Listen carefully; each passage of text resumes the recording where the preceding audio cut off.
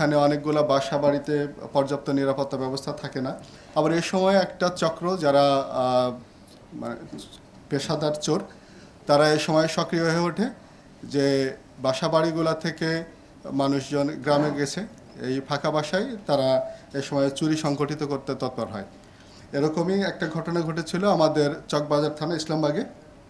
আমাদের কাছে যখন এই সংবাদটা আসে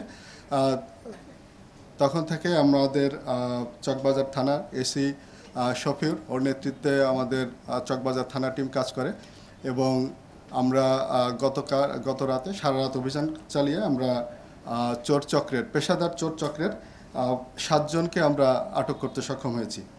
এখানে একটা বিষয় আপনাদেরকে একটু বলে রাখি, এই যে পেশাদার চোর চক্রে আমরা সদস্যদেরকে আটক করেছি, এর ভিতরে 4 জনের নামে এই পর্যন্ত 47টা মামলা আছে এবং তারা এই ঈদকে সামনে রেখেই বিশেষভাবে গত 1-1.5 মাস আগে, ঈদের 1-1.5 মাস আগে তারা জামিনে বাইরে আসছে এবং এসেই তারা সক্রিয় হয়েছে এই ঘটনা ঘটাতে।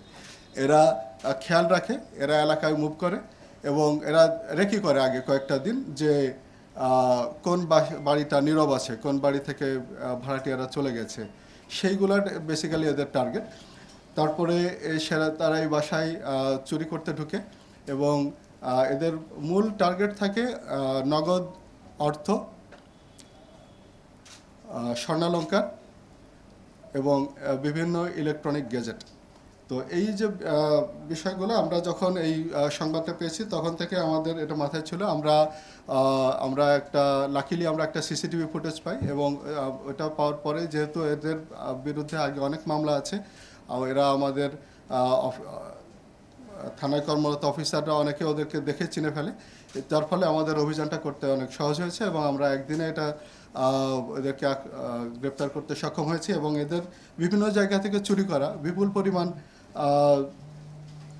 যে জিনিসপত্র আপনারা দেখেছেন, এরা আমাদেরকে স্বীকার করছে গতকাল প্রাথমিক জিজ্ঞাসাবাদে যে এরা এইখানে ইসলামবাগে চুরি করার আগেও কেরানীগঞ্জে 2টা জায়গায় চুরি করেছে এবং সেটার যে চোরাই পণ্যগুলো সেগুলো আপনারা দেখেছেন। তো আমরা এটা চুরি করার পরে, স্বর্ণালঙ্কার চুরি করার পরপরই এরা এটা তাঁতিবাজারে গিয়ে একজন স্বর্ণ ব্যবসায়ীর কাছে তারা এই চোরাই স্বর্ণ বিক্রি করে দেয় এবং সেই ব্যবসায়ী এটা নিয়ে গলিয়েও ফেলে। তো তাদের স্বীকারোক্তি মতে আমরা সেই ব্যবসায়ীকেও গ্রেপ্তার করেছি এবং সেখান থেকে গলায় করা যে স্বর্ণ সেটা আমরা উদ্ধার করতে সক্ষম হয়েছি। তো আমাদের এই যে পেশাদার যে চোর চক্র বা অন্য যে অপরাধীগুলো আছে, আমরা এদেরকে এখন মামলায় তাদেরকে আমরা কোর্টে প্রেরণ করব এবং আমরা তাদের রিমান্ডের জন্য আবেদন করব। এরপরে জিজ্ঞাসাবাদে আরও বিস্তারিত কোনো তথ্য পেয়ে গেলে আমরা সেটা আপনাদের সাথে শেয়ার করব বলে আশা করি। ধন্যবাদ। এটা গতকাল পেয়েছি মাত্র, এখনও পর্যন্ত আমরা তাদের সাথে নিবিড় জিজ্ঞাসাবাদের সুযোগটা পাইনি। এটা নিবিড় জিজ্ঞাসাবাদ করার পরে আমরা এই বিষয়ে আপনাদেরকে আরও ডিটেল জানতে পারবো।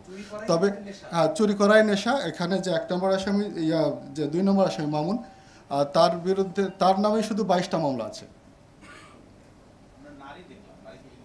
উনি হচ্ছে মামুনের মা।